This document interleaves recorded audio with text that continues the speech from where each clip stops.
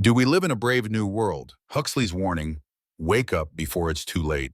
What if freedom could be taken without anyone noticing? This video dives into the subtle psychological control systems Aldous Huxley warned about and how they mirror the world we live in today. From entertainment that numbs awareness to technology that shapes thought, we explore the quiet erosion of individuality. But more than just a warning, this is an invitation to wake up. If you've ever felt something missing beneath the noise of modern life, you're not alone. In this journey, we uncover how behavioral science has been weaponized and how reclaiming presence, clarity, and inner truth may be the only way out. Watch until the end to discover how awareness becomes resistance and how resistance becomes healing. This is not just psychology. This is a path to meaning, self-possession, and the quiet power of choosing to live awake.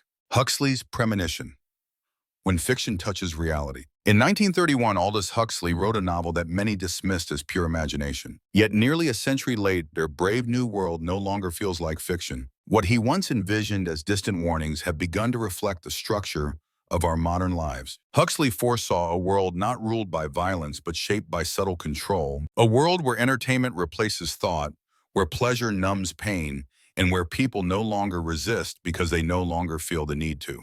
Huxley's premonition was not about an apocalyptic collapse, but about a silent surrender. He imagined a society where citizens would embrace their own captivity as long as it felt comfortable. This comfort, he warned, would be the very tool that erased freedom. People would live in a perfectly organized society, but one where individuality, spontaneity, and depth would slowly disappear. He feared a future where manipulation would not look like chains but like convenience. And today, as our lives grow more connected, more optimized, and more engineered, that fear begins to echo. Huxley did not predict this world to scare us, but to awaken us. His message was clear. If we are not aware of how we are being shaped, we may one day look back and realize that our freedom faded not with a bang, but with silence. To read Huxley is not just to study dystopia, it is to confront the quiet ways in which meaning slips away when we stop asking questions. It is to face the discomfort of knowing that we may already be living in the dream someone else designed. And most importantly, it is to remember that awakening begins with attention, not resistance. Submission and illusion, the sweet trap of power. In Brave New World, control is not enforced through fear, but delivered through comfort. People are not chained to walls. They are lulled into submission with pleasures they no longer question. This is the ultimate brilliance of the system Huxley envisioned. Power does not need to crush rebellion when it can make rebellion irrelevant. When desires are satisfied before they form, and when thoughts are replaced with entertainment, control becomes invisible. What Huxley revealed was not just a political warning, but a psychological truth. Human beings are not only vulnerable to external pressure, but to internal sedation. When life becomes too easy, too filled with distractions, the will to resist dissolves. Instead of demanding freedom, people ask for convenience. Instead of facing discomfort, they seek another distraction. This is how control thrives, not by forcing obedience, but by making disobedience unnecessary. The illusion of freedom becomes more powerful than actual chains. People are told they are free to choose, but the choices are carefully designed. They are told they are happy, and with enough stimulation, they start to believe it. The mind becomes satisfied with surfaces, and the soul forgets how to dive deeper. But within this illusion lies a quiet ache, the emptiness that comfort cannot fill, the unease that no distraction can silence. Beneath the laughter and the noise, there is a growing sense that something essential is missing. Huxley's world is seductive not because it is terrifying, but because it feels good. And that is what makes it dangerous. When power wears the mask of pleasure and captivity feels like safety, the first thing we lose is the ability to see we are not free. Behavioral techniques, the new tool of the controllers. In the world Huxley foresaw, control was no longer physical, but psychological. It was not the body that needed to be chained, but the mind that needed to be conditioned. The rulers of this new order would not demand obedience through threats. They would ensure it through training, and the science of behavioral conditioning would become their most trusted tool. Through carefully structured environments, patterns of reward and punishment, and repeated exposure to subtle cues, individuals could be shaped from the inside out. They would not know they were being molded. Their responses would feel natural, their beliefs self-chosen. But in truth, their inner world would reflect the shape designed for them. The power of behavioral control lies in its invisibility. When manipulation feels like free will, resistance becomes nearly impossible. Huxley warned that this form of social engineering was advancing rapidly. And today we see its presence everywhere. Algorithms shape our desires. Advertisements speak to our insecurities. Educational systems reward conformity over curiosity. Every structure is designed to produce predictability. And in a world that prizes efficiency, spontaneity becomes a threat.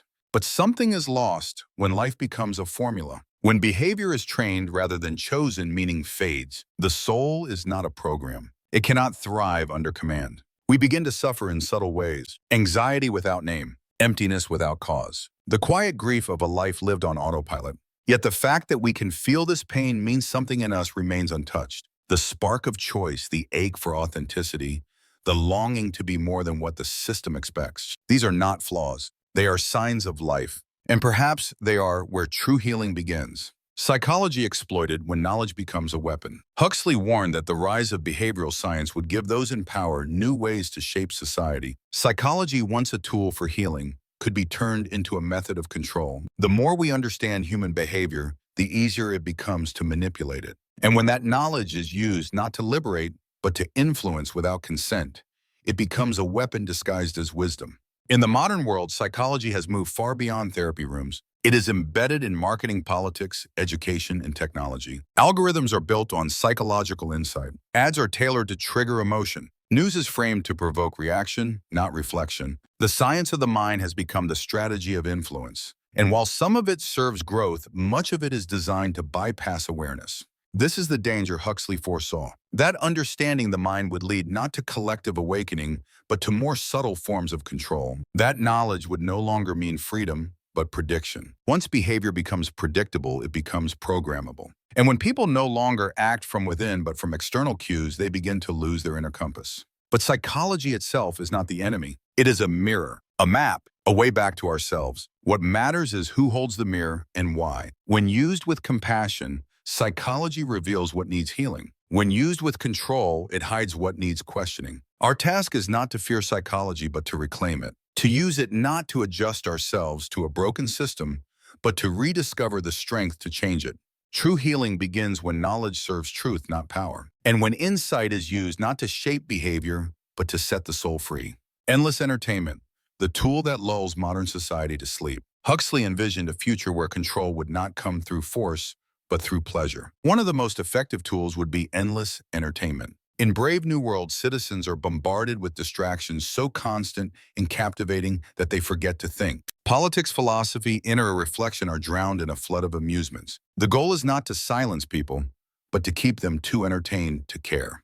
This vision has become eerily familiar. Today, our attention is scattered across countless screens, endless content, and artificial stimuli designed to keep us engaged. We no longer need to be censored because we have stopped asking questions. Our minds are so saturated with noise that silence feels uncomfortable. And in that discomfort, the habit of self-reflection begins to disappear. Entertainment is not inherently harmful, but when it becomes the backdrop of every moment, it turns into sedation. It numbs the soul while stimulating the senses. It offers escape without resolution, pleasure without meaning. In small doses, it refreshes. In excess, it disconnects us from ourselves. The most dangerous aspect is not the content itself, but the way it consumes the time we once gave to thought. Time we used to wonder, to feel deeply, to examine life. Without space for boredom, we lose the doorway to insight. Without silence, we lose the rhythm of our inner voice. When life becomes a performance watched through screens, we stop being the authors of our experience. We become spectators of a story someone else wrote. Healing begins when we pause long enough to hear what the silence is trying to say. And meaning returns when we remember how to sit with ourselves without distraction, without escape. Brainwaves manipulated what television and social media have done to you. Huxley suggested that the most effective form of control would not look like tyranny, but feel like routine. In Brave New World, citizens are conditioned through a method called sleep teaching. While they sleep, they are exposed to repeated slogans and ideas. Over time, these phrases sink into the subconscious and begin to shape how they think and act. The brilliance of this method lies in its subtlety. The subject does not even know they are being programmed. Modern life has created a new form of sleep teaching, not through machines whispering in the night, but through screens glowing day and night. Television and social media now perform the same function. Endless repetition of ideas, values, slogans. They bypass conscious thought and settle deep in the mind. The result is not critical thinking, but programmed belief. Science has shown that watching television shifts the brain into alpha wave activity, a state associated with light hypnosis. In this state, suggestion is absorbed more easily and resistance is lowered. The longer we remain in front of screens, the more our minds are open to influence. And when these influences are driven by commercial or political agendas, they shape not just what we want, but who we become. We may think we are choosing our beliefs, our tastes, our desires. But if those choices come after hours of passive intake, they are not truly ours. They are the echoes of algorithms, of advertisers, of systems that do not seek our freedom, but our compliance. The most dangerous manipulation is the one that feels normal. The first step toward waking up is noticing how often we are not thinking, only absorbing. And in that noticing, a doorway opens, the possibility of reclaiming the mind. The chance to listen, not to the noise, but to the voice within that is still waiting to be heard. Drugs and illusions.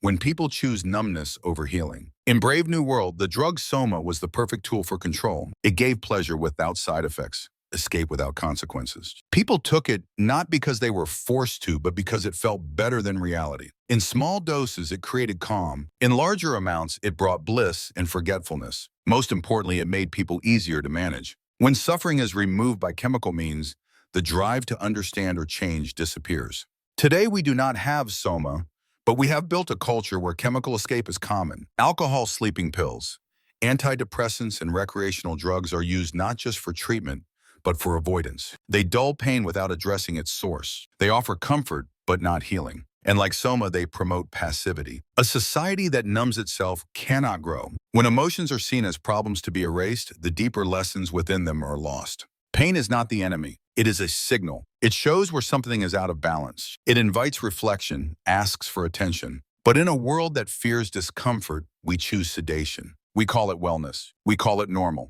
But what we may be doing is silencing the voice that tells us something is wrong. The cost of constant relief is emotional emptiness. We forget how to sit with sadness, how to grow through confusion, how to find strength in facing what hurts. Healing requires presence. It asks us to feel rather than flee, to listen rather than numb, to move through, not around. The world offers many ways to escape, but few paths to return. Choosing not to escape is the beginning of a different kind of freedom, one rooted not in numbness, but in the full experience of being alive. Biological castes, a system of classification through technology. In Brave New World, society is divided into castes not by wealth or merit, but by genetic design. From birth, individuals are engineered to fit a role. The alphas are strong and intelligent. The epsilons are weak and obedient. Each group is conditioned to accept its place without resistance. This system removes ambition and conflict. It creates order by eliminating difference. Though this may seem far from reality, the seeds of such a future have already been planted. Today, technology is not used to assign castes at birth, but it is shaping how we define value. Genetic testing, bioenhancement, and AI-driven systems are building new lines between people. Who has access to mental augmentation? Who receives optimized healthcare? Who is shaped by data and who is ignored by it? As we move deeper into a world of technological dependence,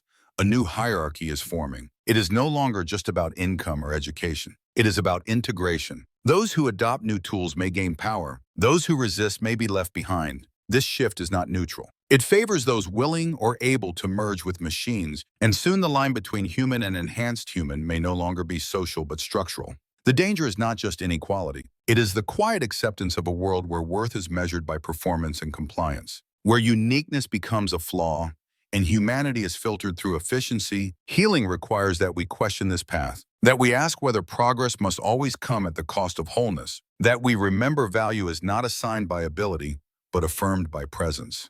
To reclaim our dignity, we must protect the space where difference is not punished, but honored, where technology serves humanity, not the other way around. Technology and the mind, the silent war that determines freedom. Huxley understood that the battle for freedom would not be fought on streets, but within the mind. In his vision, control was achieved not through violence, but through the careful shaping of thought, desire, and emotion. The true battlefield would be internal. The tools of control would not be chains or prisons, but images, sounds, rhythms, and routines. Over time, these would reshape the human spirit without it ever realizing it was under siege. Today, we are living in this silent war. Technology surrounds us with messages that guide how we think, what we want, and how we feel. Notifications trigger dopamine. Algorithms shape emotion. The rhythm of digital life replaces the rhythm of the heart. And though we believe we are choosing, much of what we choose has been chosen for us. The greatest threat is not loss of data or privacy, but the loss of inner space, the still, silent place inside where self-awareness is born. Without this space, reflection fades. Without reflection, resistance becomes a forgotten skill. And without resistance, we do not grow. We conform, we perform, we disconnect from the parts of ourselves that question, that rebel, that search for meaning. But this war is not final. The mind, though fragile, is also resilient. Every moment of attention is a step toward reclaiming it. Every time we pause before reacting, question, before believing, we rebuild what technology has slowly eroded. This is not a fight against machines, but a return to presence. A return to the forgotten sanctuary within us. Freedom is not given. It is remembered in silence, in stillness, in the quiet power of a mind that refuses to be programmed. Freedom or illusion when rebellion is programmed out of existence. In Huxley's world, rebellion does not need to be crushed because it rarely appears. The system is designed so well that people do not realize they are being controlled. They are satisfied, entertained, medicated, and conditioned to accept their place. The illusion of freedom is enough to replace its reality. People believe they are choosing when in fact their choices are limited, shaped, and predicted. This is the genius of soft control. It does not rely on fear or punishment, but on comfort and distraction. It convinces people to trade depth for ease, truth for entertainment, and questions for instant answers. Over time, the habit of submission becomes second nature, not because people are weak, but because they are kept just comfortable enough not to question. The most powerful systems are not those that force obedience, but those that erase the idea of resistance altogether. In such systems, rebellion feels unnecessary. The desire for truth fades. Even suffering is rebranded as something to be avoided, not understood. People learn not to ask why, but how to adapt. And slowly they forget that freedom once meant something deeper than comfort. But somewhere inside, a part of us remembers, a part that stirs when silence grows heavy, when pleasure loses meaning, when comfort starts to feel like a cage. That part does not shout. It waits, it watches, it aches quietly for something real. The path back is not through revolution, but through awareness, through noticing what no longer feels right, through choosing discomfort over numbness and depth over distraction. Freedom returns not all at once, but in each small moment when we choose to wake up. Awakening when the inner voice begins to speak. There comes a moment, often quiet and unnoticed, when the illusion no longer satisfies. The shows feel hollow. The noise feels loud but empty. The routines that once felt safe now feel like cages. This is not collapse. It is the first whisper of awakening, not a dramatic rebellion, but a soft shift inside. A question rising without permission. A feeling that something is missing even if you cannot name it yet. This voice does not come from fear or anger. It comes from something deeper. A longing for meaning, a need for truth, a pull toward what is real. It is easy to ignore. The world offers 1,000 ways to drown it out. More screens, more pleasure, more urgency. But once heard, the voice stays. It does not leave. It waits for you to turn toward it. Awakening is not a single event. It is a process, a series of small recognitions, the decision to pause, the courage to be still, the willingness to feel discomfort without escaping. Each moment of honesty becomes a doorway. Each act of presence reclaims a piece of yourself that was handed over to habit, fear, or distraction.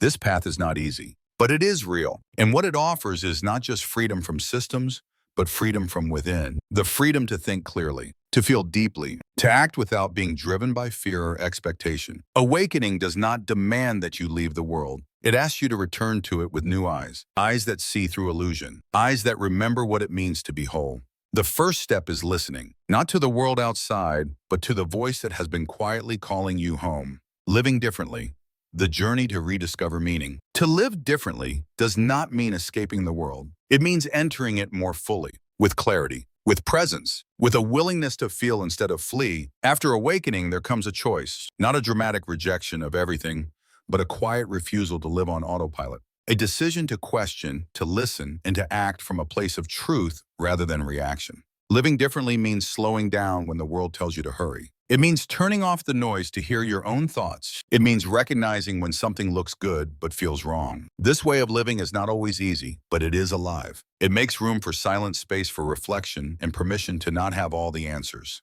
In a world built on speed, depth becomes a rebellion. When you choose meaning over momentum, you are reclaiming the self that modern life tries to erase. You are remembering that your value does not come from output perfection or constant performance. It comes from your ability to be present, to care deeply, and to stay awake in a world that wants you distracted. This journey is not about becoming someone new. It is about returning to who you were before the noise, before the pressure, before the programming. It is not a straight line. It requires patience, compassion, the courage to keep choosing presence even when it feels uncomfortable. To live differently is to live on purpose. Not because you were told to, but because you remembered you could. And in that remembering, you begin to rebuild a life that is not just efficient, but meaningful. Not just productive, but whole. The warnings of Huxley were not written to frighten us, but to awaken us. Not to condemn the world, but to invite us back to ourselves. In a time when distraction is constant and truth is diluted, choosing to live consciously becomes a quiet form of revolution. You do not need to escape the world to be free. You only need to remember who you are beneath the noise.